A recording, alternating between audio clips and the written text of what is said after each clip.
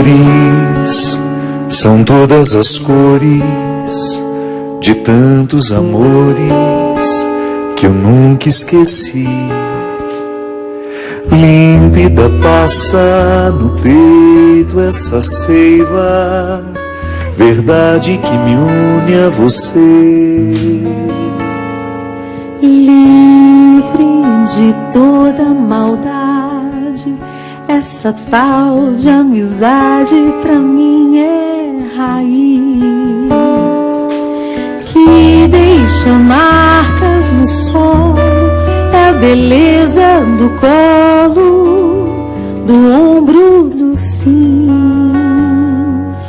Necessidade da terra, presença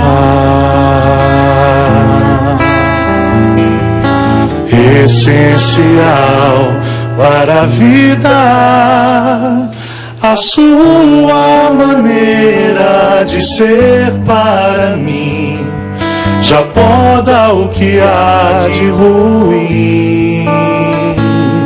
A minha vontade é de ser pra você, feito sombra, descanso sem fim.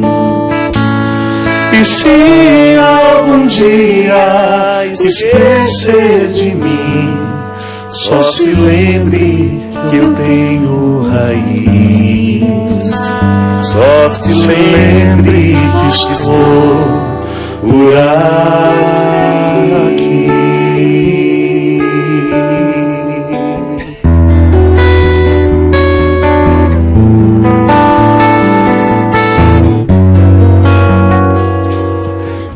Necessidade da terra, presença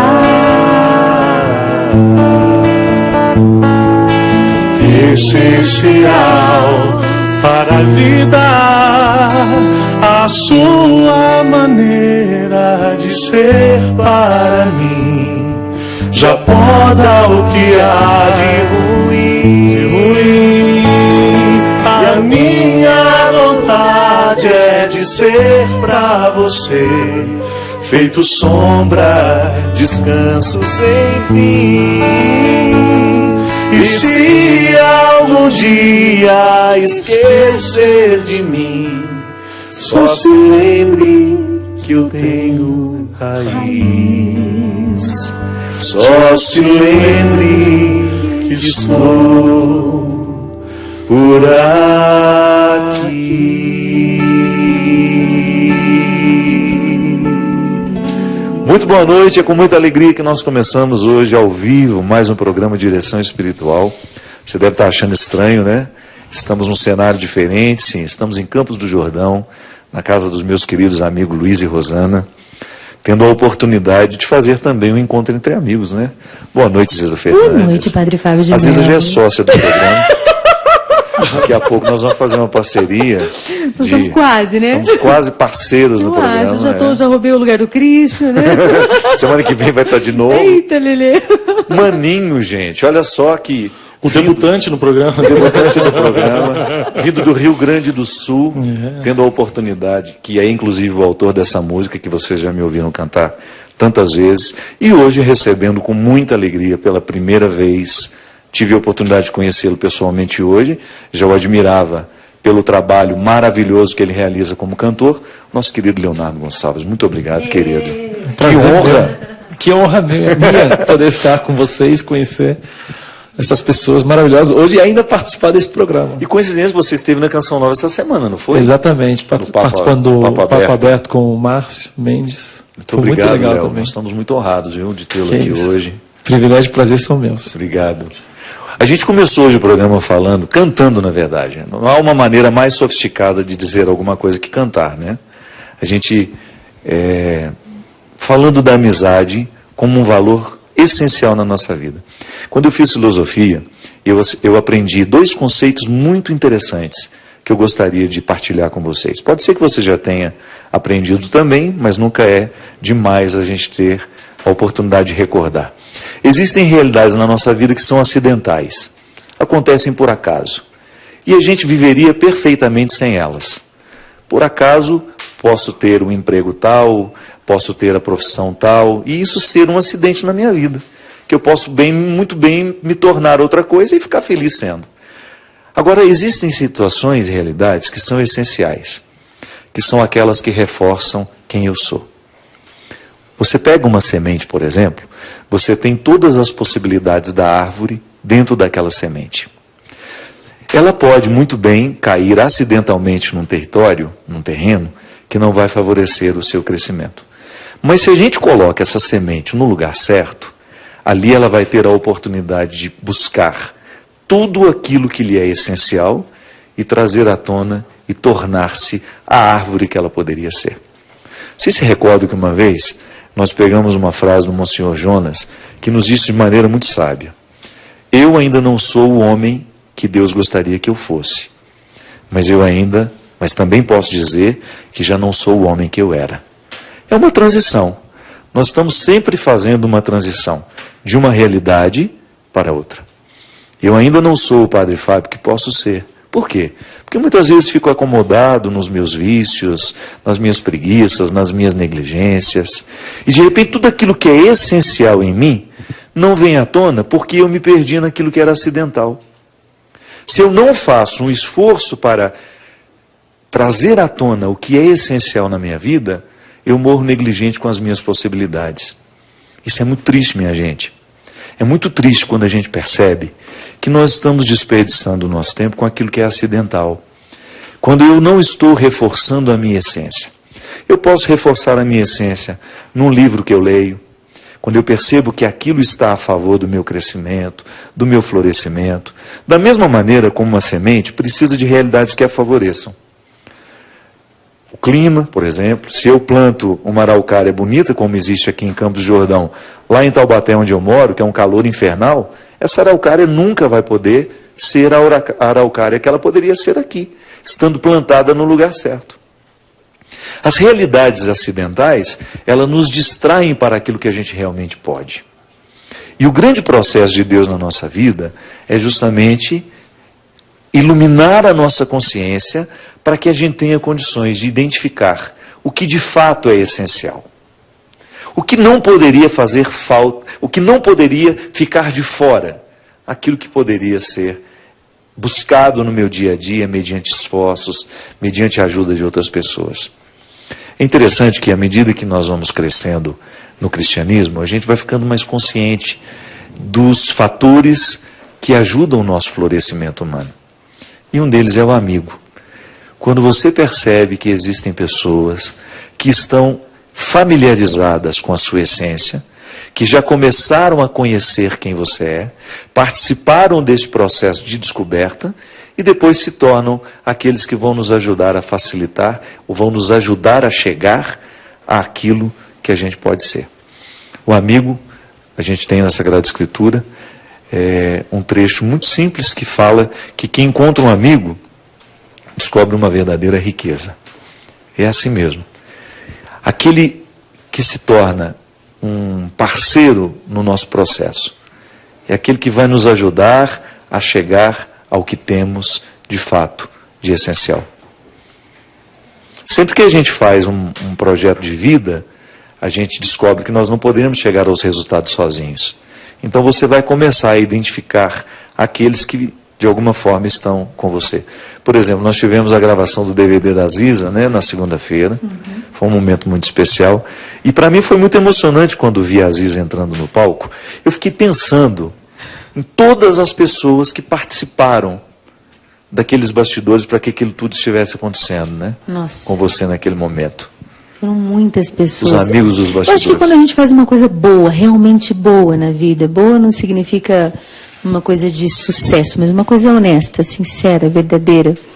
É muito raro que a gente consiga fazer isso sozinho. Eu acho bem importante que a gente tenha testemunhas sempre.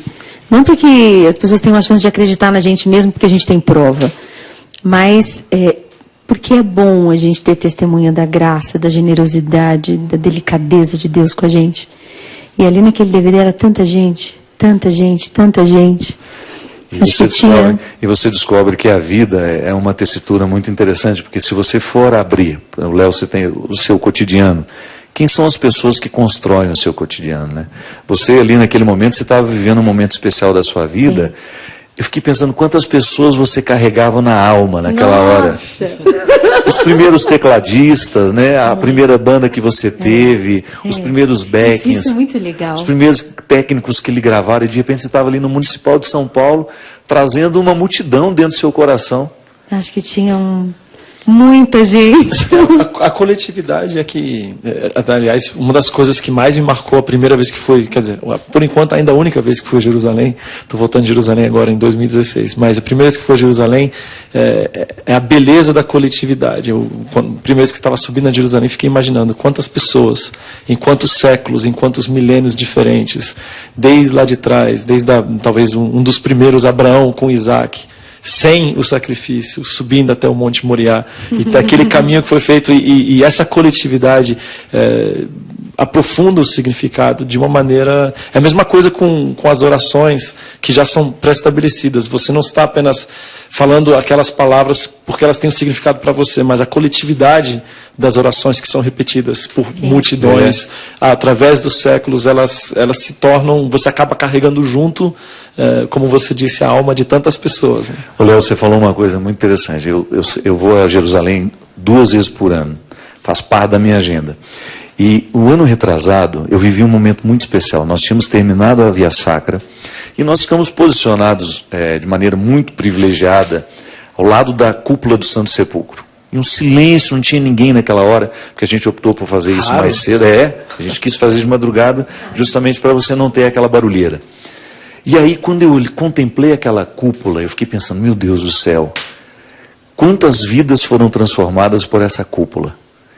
Quantas pessoas arregimentaram ao longo de 2000 anos as suas vidas a partir da convicção de que um homem ressuscitou aqui, nesse lugar? Fiquei pensando que a minha mãe já passou na vida, todos os sofrimentos que ela precisou enfrentar, por causa daquela cúpula, ela venceu. Aí eu comecei a pensar, as pessoas que me ensinaram a fé. Se naquele momento eu estava ali pregando, quantas pessoas eu trazia na minha alma, né, que foram responsáveis por eu crer como eu creio hoje. Os livros que eu li, as pessoas que participaram do meu processo humano, que me apresentaram ao sagrado de maneira correta, honesta. Sólida. Igual a música do Greco, né? Quando viram Deus pela primeira vez, quem me fez, quem me colocou em contato com esse Deus pela primeira vez? Pensar o inverso é bonito também, né? Quantas pessoas ela carregou dentro dela, mas quantas pessoas carregaram ela naquele momento junto? Justamente. Eu, como amigo, eu estava carregando ela lá, estava querendo... Eu vi sua emoção do meu lado. Então eu fiquei pensando quanta gente queria empurrar essa moça lá. É verdade, é verdade. Mani, isso... preocupada também. Isso, é isso aí. Mani, para quem não sabe, Mani é médico de altíssima qualidade, ele é ortopedista. A medicina também é um exercício de coletividade, né? Você está ali fazendo uma cirurgia, você precisa de muita gente para lhe ajudar naquele... A equipe do médico, a gente fala cada vez mais agora em medicina multidisciplinar, né? Tem o auxílio dos colegas, não pode pensar no paciente como um joelho, como um coração. O paciente, ele é um todo, precisa ser cuidado de diversas formas, né? Então, tem muito dessa coisa da coletividade. E o tratamento dá certo quando o paciente tem essa atenção multidisciplinar. O médico em si, ele tem que olhar para o paciente não como um órgão, né? Mas como um doente, né? Que precisa de auxílio, de carinho, de atenção. Você consegue fazer a diferenciação de quando um paciente identifica você um amigo? Aquele que que tem a possibilidade de ajudá-la, Fábio, assim, ou aquele que só te busca como um instrumento para a cura? Não, a gente enxerga tudo, né? Eu moro numa cidade de 25 mil habitantes, cara. Inevitavelmente eu tenho contato extra-consultório com 80%, 90% das pessoas que me visitam, entende? Veranópolis agora é audiência completa. Então. Audiência, se Deus quiser. Tem um canal, Canção Nova está bombando em Veranópolis, Rio Grande do Sul. Mas justamente eu optei por morar numa cidade desse tamanho, em fugir de Porto Alegre, justamente por causa disso. Você gosta disso, né? O contato humano faz toda a diferença na medicina. Eu conheci onde é que a pessoa mora, Leonardo, entendeu? Com quem que ela convive, quantas pessoas estão dentro da casa dela lá, se o tratamento vai dar certo, quem é que vai fazer o curativo em você, entendeu? Isso faz diferença. Eu pergunto para os pacientes, como é que vai fazer o curativo? Quem é que vai ter esse cuidado contigo lá? Entende? Porque às vezes as pessoas pensam que o ser amigo é o estabelecer vínculo que nos leva um para dentro da casa do outro. Claro, isso também é uma maneira a mais aprimorada de ser amigo, é você participar de maneira ativa da vida do outro. Mas a dimensão cristã da amizade passa por toda e qualquer responsabilidade do encontro humano. A pessoa vai passar na minha vida uma única vez e eu tenho a oportunidade de ser um amigo dela. No meu exercício da minha profissão, na oportunidade que eu tenho de tornar a vida dela melhor a partir do conhecimento que eu tenho. Isso é muito interessante. A amizade alarga a gente, né? Um exercício demais, de alargamento demais, você constante. vai abrindo. E quando um paciente, a palavra já diz tudo, né? Já é triste. Paciência, eu tenho que ser paciente. paciente. Eu tenho que ser paciente com a minha doença, com o meu processo. Eu tenho que ser paciente com a letra do médico que eu não entendo, com o que ele vai falar sobre a minha doença. Tem a sala de espera, então tem que esperar. Tem que esperar. Não tem como não esperar. Já criaram a sala para isso. Paciente. Os atrasos constantes, né? Tem que ser muito paciente. Mas Eu não sei porque eu duas depende acredito das eu acredito, cara, na construção, às vezes, de uma amizade, sincera mesmo sendo útil para o paciente. Eu acredito, às vezes, na construção de uma amizade verdadeira mesmo, nesse trato médico-paciente. Mesmo que isso não interfira no tratamento, isso é o básico, né? Mani, mesmo porque Não deixa de ser médico. Quando você é médico para alguém, você está lidando com uma vulnerabilidade. A pessoa está te procurando porque ela está vulnerável.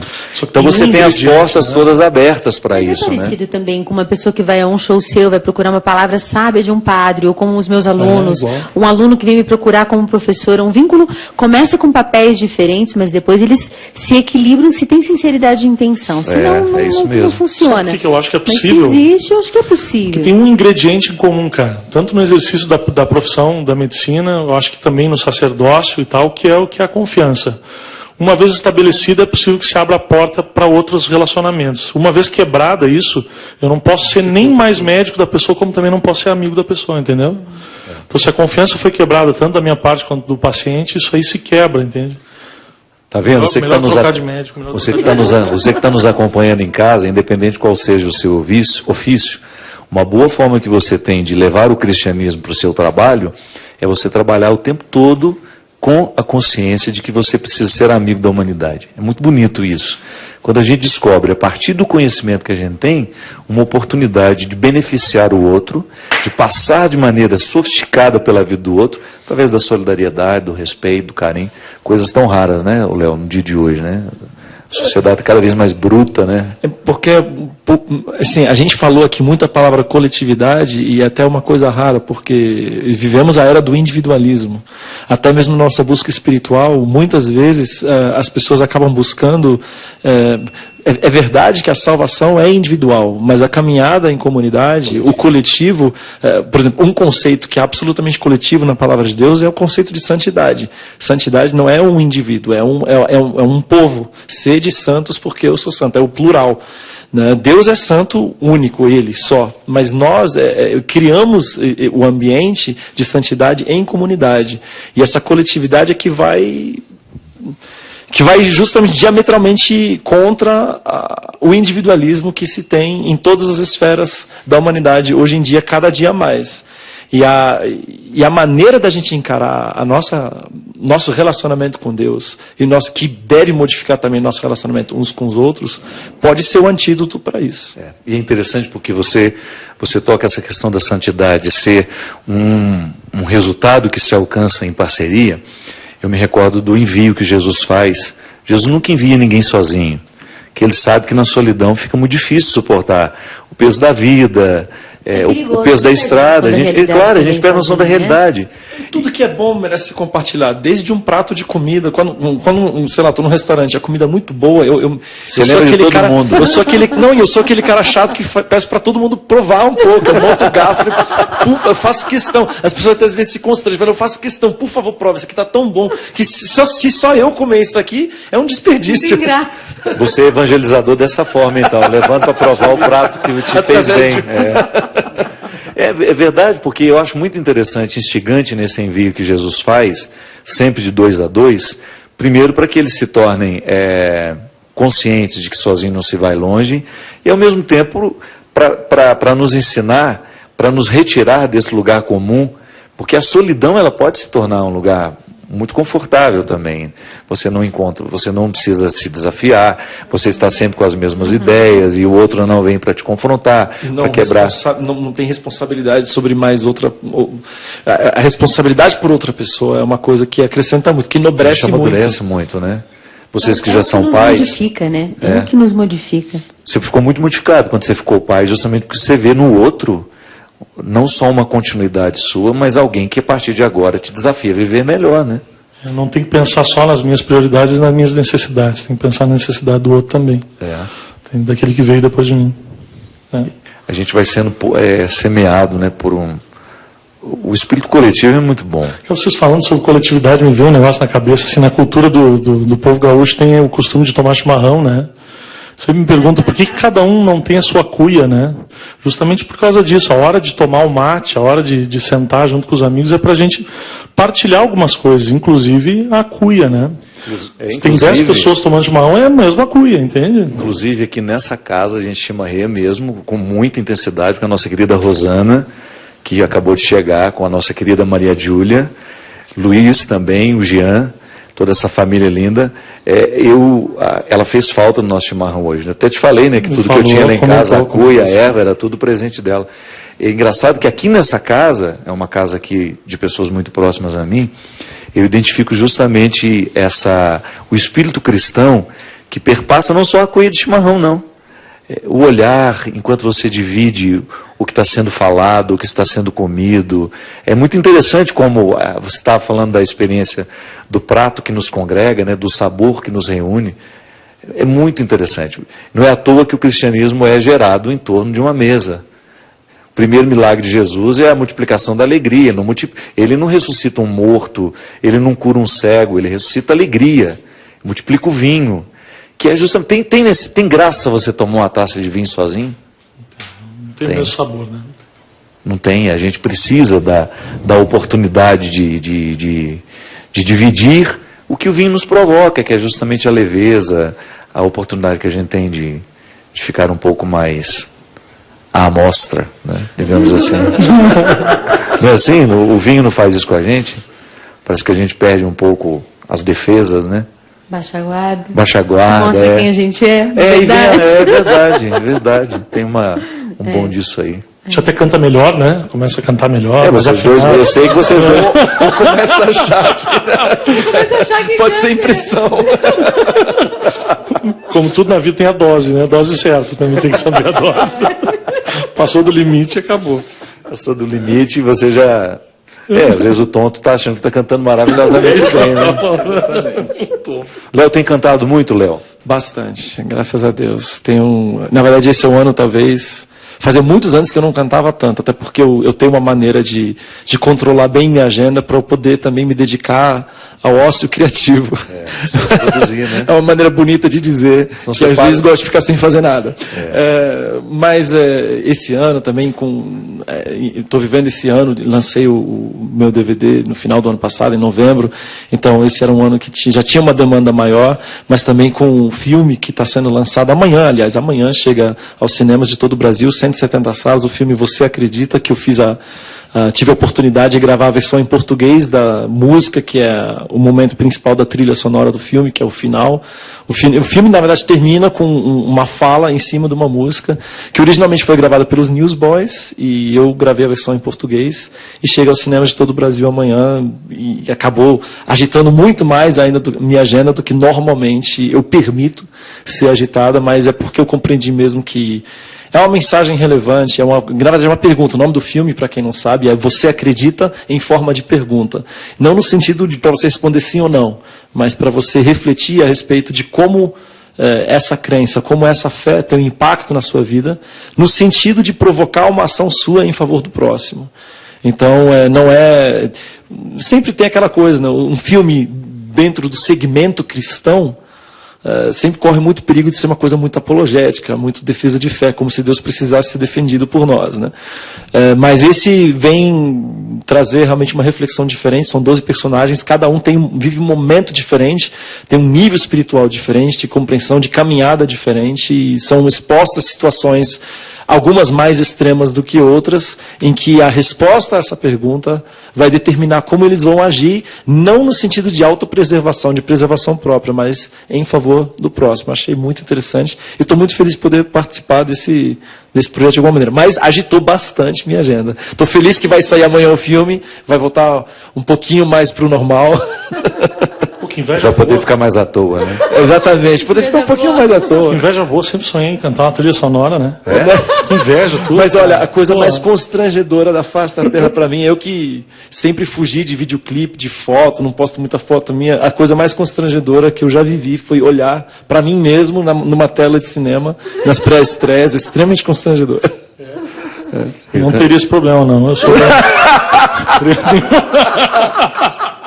Vamos abrir as Esse possibilidades. Galdério. Vamos abrir as possibilidades do Gaúcho fazer uma Se alguém trilha tiver um sonora. filme que está precisando de algum cantor...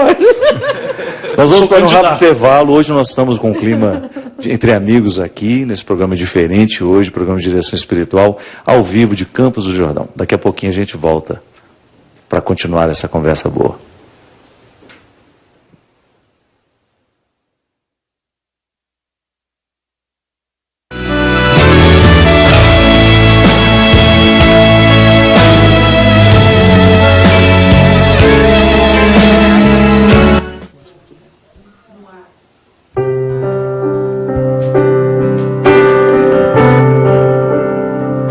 Senhor meu Deus, quando eu maravilhado fico a pensar nas obras de tuas mãos,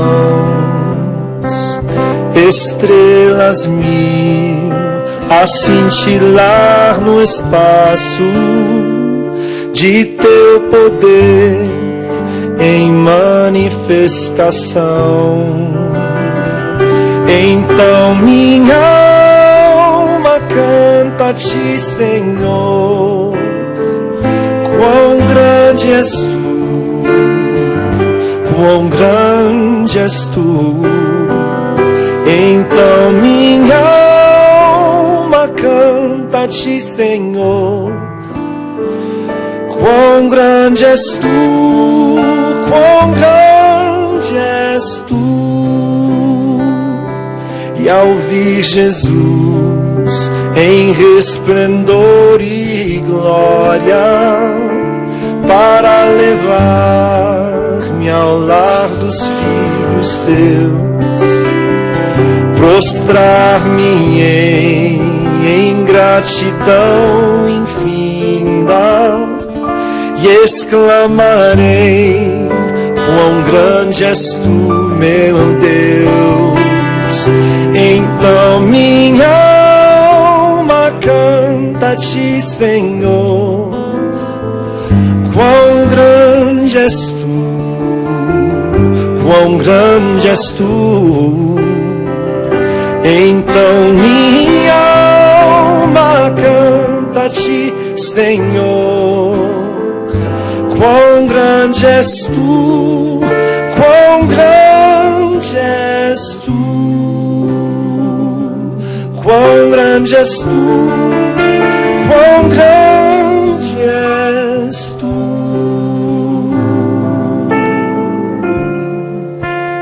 Estamos de volta com o programa de direção espiritual, hoje com essa presença especialíssima, Leonardo Gonçalves, cantando maravilhosamente. A gente irmão. estava vindo para cá, né, entrando aqui na casa, a gente olhou para o céu e vimos muitas estrelas, muitas estrelas, que infelizmente para quem mora em São Paulo, Não vê, não. a gente não vê. Por isso que a gente nem vai embora. Vê né? umas 2, 3 estrelas no máximo, de vez em quando. Você sabe que essa oportunidade que a gente tem, quem mora no interior, parece que fica mais sensibilizado a isso, né?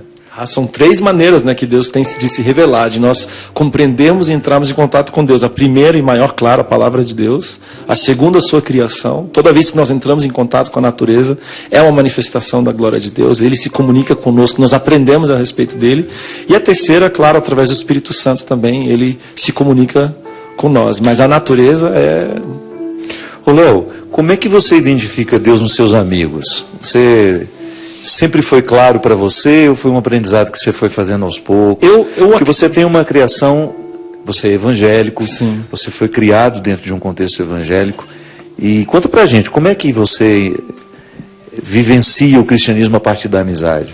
Então, a melhor maneira que a gente tem é que muitas vezes na nossa convivência com as pessoas é natural do ser humano, no caso da natureza até pecaminosa do ser humano, a gente reparar muito nos defeitos uns dos outros, nas diferenças, nas insuficiências. A gente a nossa natureza nos faz reparar nessas coisas. Quando uma coisa é boa, a gente não percebe.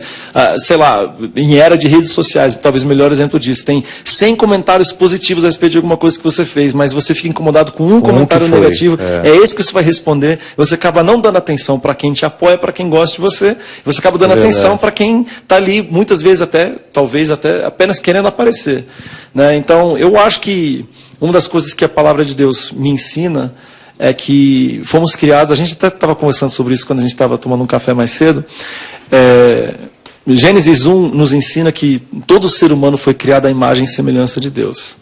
Eu acho que um dos exercícios de fé que nós devemos fazer todos os dias é a gente buscar enxergar uns nos outros essa essência divina, essa centelha divina. Porque mesmo o homem mais pecador, o homem mais desgraçado aos olhos da sociedade, ou baseado nos meus preconceitos, ou nos preconceitos que você porventura possa ter, em algum momento ele vai refletir a imagem de Deus, porque não tem como ele trair a sua própria natureza. Isso. Porque a natureza dele, ao mesmo tempo que nossa natureza é má, sim, ela é má, ela tem uma tendência para o pecado, isso não faz parte do nosso limite, faz parte, né? Mas ao mesmo tempo também Deus colocou a bondade, ou como dizem em Eclesiastes 3:11, pois Deus é a eternidade no coração do homem. Então existe algo de divino no ser humano, porque ele assim o quis. Então quando a gente exercita esse olhar de enxergar no outro a imagem e semelhança de Deus, e é assim também que até que entendo Mateus 25, quando Jesus diz que aquilo que fizeste a um dos meus pequeninos, a mim o fizeste. Ele radicaliza, né, essa presença dele no outro. Por quê? Porque quando você faz o bem para o próximo, você está fazendo para Deus, por quê? Porque aquele ser humano também reflete a imagem e semelhança de Deus. E você conseguir fazer o bem para ele, significa que você conseguiu enxergar isso. E assim você está exaltando e adorando ao Rei dos Reis. Justamente.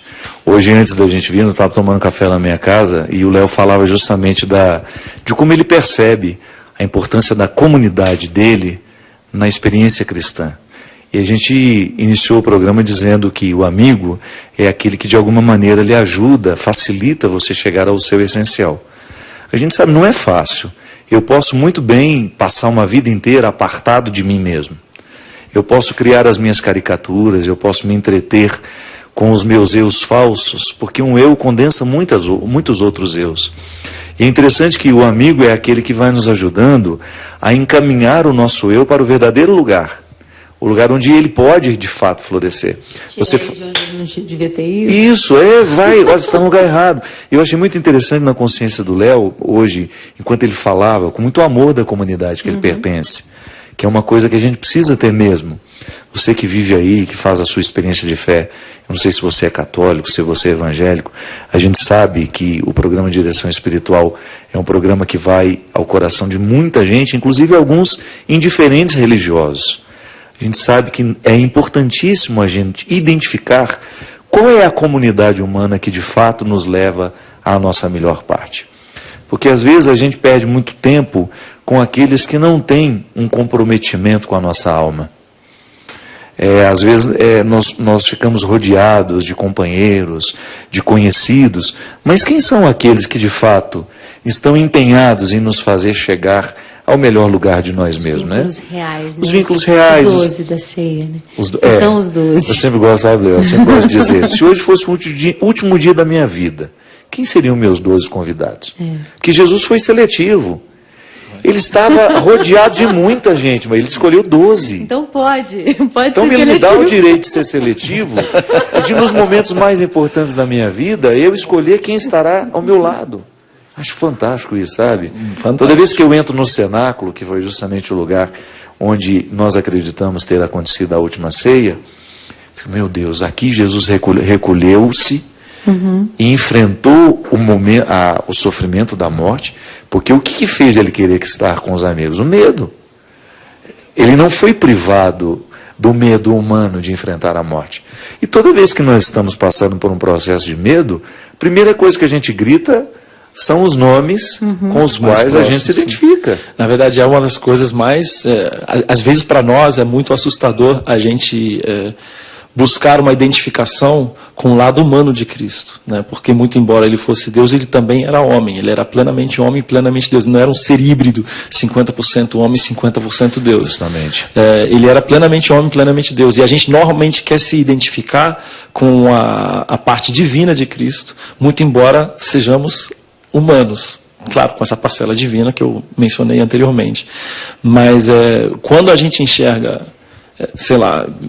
Vou falar aqui uma coisa que particularmente me incomoda muito. Eu sou cantor, né? E gosto de cantar. E, por exemplo, eu ficar rouco, para mim, é uma coisa muito chata. Eu não gosto de ficar rouco, me incomoda. Não chega ao ponto de estragar meu dia. Mas se eu acordo rouco, você, sabe, me deixa assim... Não tá inteiro, né? E eu imagino, sei lá... Jesus, que pregava para multidões e tinha que fazer uso da voz.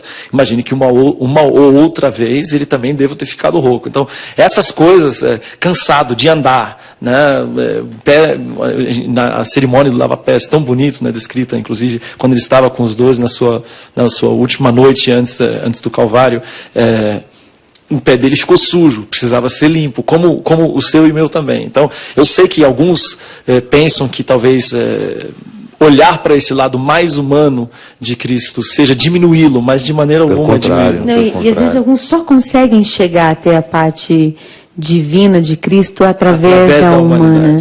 E ela é muito importante. Porque é uma identificação mais clara. Você acorda com dor hoje. Ele também acordou com dor. Ele passou por isso, eu também. O meu fascínio por Jesus não foi pela capacidade que ele tinha de fazer milagres. Nunca, desde menino, o que me encantava era a capacidade que ele tinha de incluir as pessoas. Isso é humano. Incrível. Eu não preciso ser divino.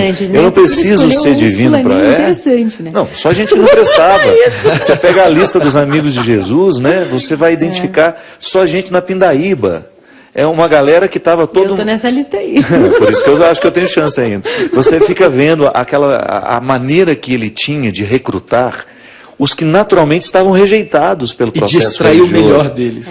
Ficou todo mundo bom depois. E fazê-los acreditar que eles podiam ser melhores. Isso somente através do amor e o amor de Deus, que enxerga, porque Deus nos olha do cosmos, que ele também não está no cosmos, também está bem próximo da gente, toda a questão da transcendência e imanência, que a gente não precisa entrar agora, mas Deus nos olha não apenas como aquilo que somos, Ele não nos ama apenas por aquilo que somos, mas por aquilo que nós podemos ser, por aquilo que nós podemos nos tornar nele, por Ele e através dele e para a sua glória. E é por isso que em Mateus 25 existe uma radicalidade na maneira como Jesus interpreta a própria experiência de Deus. Onde é que você vai me encontrar? Tá certo, nas catedrais, nos templos, nos cultos, sim, mas cuidado. Você terá uma experiência muito real, concreta de mim, quando você me encontrar no irmão. É o que a gente está falando. O maninho é médico, ele tem a oportunidade de tratar alguém e ver no outro o próprio Cristo. Aí você tem transcendência e imanência no mesmo pacote, meu amigo. Que às vezes nós queremos fazer a nossa experiência religiosa ser pautada na transcendência divina, claro. É o hino que você acabou de cantar. Ele é todo transcendência. Mas aí você percebe que essa transcendência só pode ser percebida por causa das realidades imanentes de Deus. Um Deus presente entre nós na natureza que eu vejo, no irmão que eu encontro, no amigo que eu faço. Eu, por exemplo, toda vez que eu venho a Campos do Jordão, eu tenho a oportunidade de ser cuidado por uma pessoa aqui que se chama José, que tem apelido de Deda, que veio lá de Alagoas. Vem cá, meu amigo, mostra sua cara aqui, por favor. Vem aqui, vem cá. Deixa eu mostrar aqui para o meu povo. Esse menino aqui, ó, isso representa muito na minha vida. Porque ele não é só um... Vem cá, o Zete, vem cá também você. A Zete também que cuida de mim aqui. São pessoas que passam pela minha vida. Mandar um abraço para Curica, né, lá. Como é que é o nome da cidade? Paricônia. O povo lá de Alagoas que me deu a oportunidade de ter essas pessoas lindas e amorosas aqui comigo. Eu faço a experiência do amor de Deus através dessas pessoas, Léo.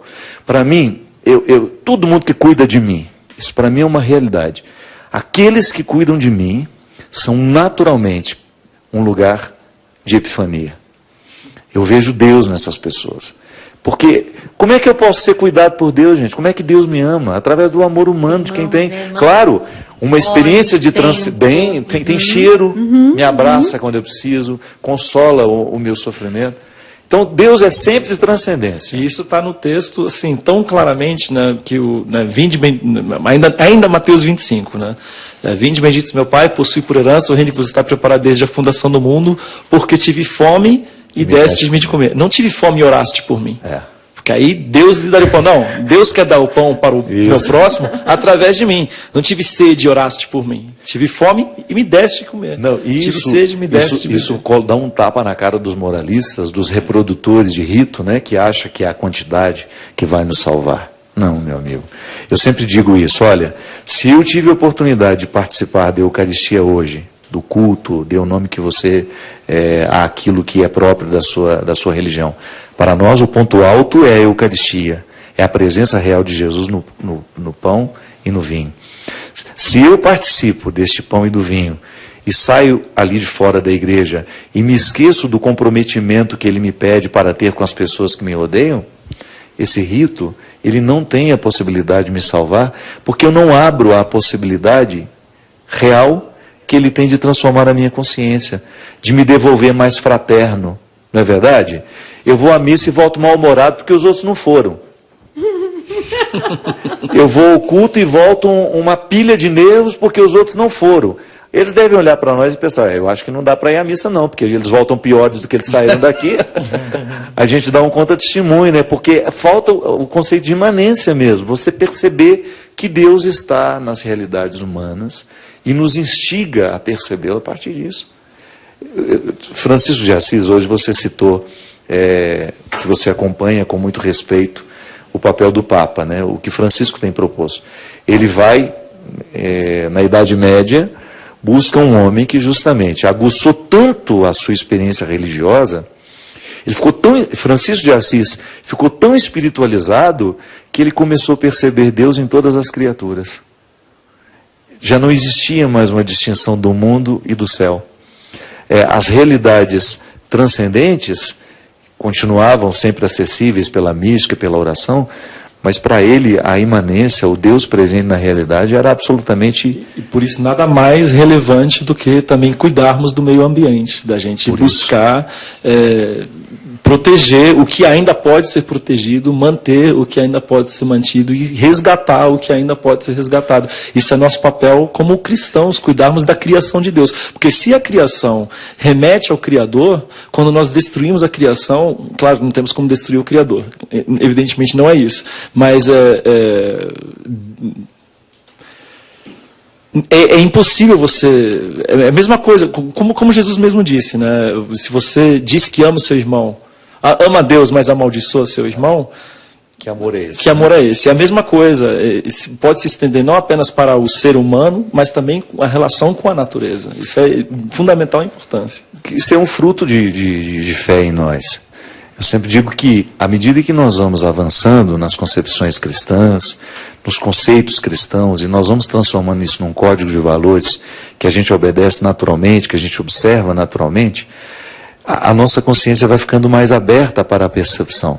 E a gente precisa fazer até uma meia-culpa, porque o discurso cristão não contemplou as realidades ecológicas. Mas por medo de se envolver politicamente, porque o discurso ecológico, por excelência, sempre foi um discurso muito político de uma facção política com a qual a igreja, os cristãos, de maneira geral, não quiseram se identificar. Mas isso é um erro grave, que precisa ser remediado, que está, graças a Deus, sendo remediado.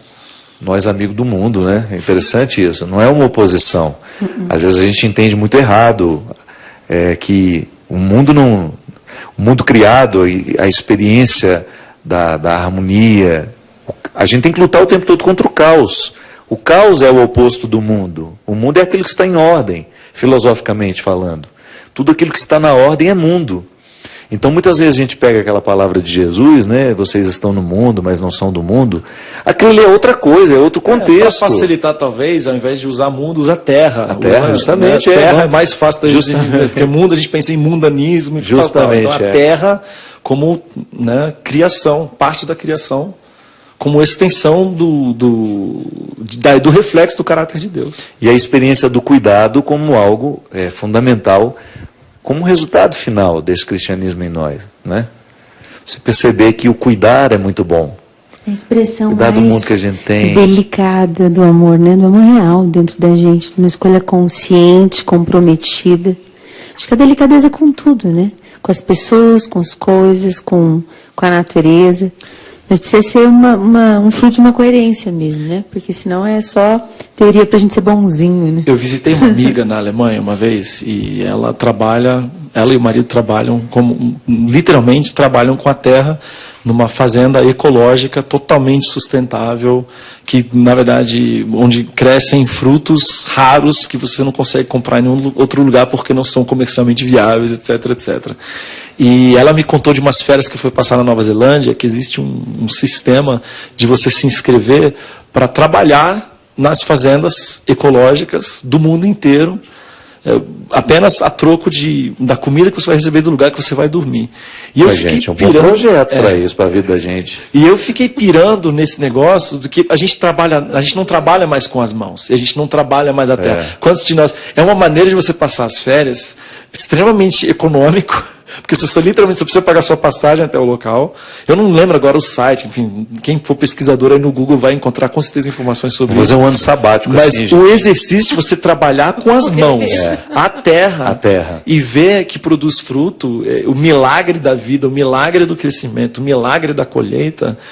Olha, é impossível, fica muito difícil imaginar não crer em Deus quem faz esse tipo de coisa. E não intensificar a sua relação. O nosso contato com a terra, ainda mais vocês que moram na cidade grande, o contato com a terra é quase nulo. Quase nulo. Quando é que você põe o pé no chão mesmo? Pisar mesmo, Pisar no chão, pé sujar. de terra bem vermelha. Cada vez mais distantes da terra.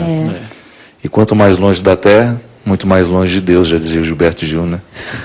Tem gente que acha que melancia dá em árvore, né? Nem sabe de onde é que vem o negócio. Justamente. Minha gente, agora no dia 8 de setembro eu estarei em Itapemirim, Espírito Santo. Dia 7 eu estarei na Bienal do Rio. Dia 8 em Itapemirim. No dia 11 em Maringá. No dia 26 de setembro em Recife. Aí depois, outubro a gente deixa para avisar, depois senão vai ficar muito longe, vocês vão esquecer. Eu quero convidar de maneira muito especial, 11 de setembro em Maringá e 26 em Recife. Vou ficar fora um tempo, vou passar pelos santuários do dia 13 até o dia 26, até o dia 25. Mas já chego em Recife para dia 26 a gente dar continuidade ao nosso projeto. Quero agradecer muito a presença de todos. Obrigado, Ziza Fernandes. Muito Parabéns obrigada, pelo dever Padre. maravilhoso de segunda-feira. Muito obrigada. Parabéns à Canção Nova pela belíssima iniciativa. Parabéns ao Hugo Pessoa, Sim. o nosso querido amigo cineasta, nosso Sim. querido amigo, né? Também Dirigiu o seu DVD, também, né? e vai dirigir o seu, né? Vai dirigir o meu também. Nós estamos dando muita moral para esse rapazinho, viu? Também. Ou ele tá dando muita moral pra dando gente, muita moral. em aceitar trabalhar com a gente. Maninho, depois você marca o seu DVD e se você gostar dos nossos Eu tava resultados... esperando você tirar sarro de mim. E o seu DVD vai sair quanto aquele rapaz lá? Gente, nós estamos muito, muito gratos a tudo que Deus tem feito nas nossas vidas e gratidão também por expressar aqui hoje a oportunidade de estarmos juntos, mesmo sendo tão diferentes, tendo vidas tão diferentes, mas ao mesmo tempo unidos no mesmo desejo de sermos amigos de Deus, naturalmente amigos das pessoas, de buscar nesse cristianismo que nos faz amigos de todas as realidades criadas. Derrame sobre nós, sobre os nossos corações, a bênção e a proteção do céu, que é Pai, Filho e Espírito Santo. Amém. Até a semana que vem, se Deus quiser, e a gente vai terminar cantando, né? Uma música muito bonita que nos fala justamente dessa oportunidade de ver que Deus está aqui em tudo. Deus está aqui, tão certo como o ar que eu respiro, tão certo como a manhã que se levanta, tão certo como eu te falo e podes me ouvir. Jesus está aqui, tão certo como o ar que eu respiro, tão certo como a manhã que se levanta, tão certo como tu me falas e posso te ouvir. O Espírito está aqui, tão certo como o ar que eu respiro, tão certo como a manhã que se levanta, tão certo como eu te falo, podes me ouvir. Jesus está aqui, tão certo como o ar que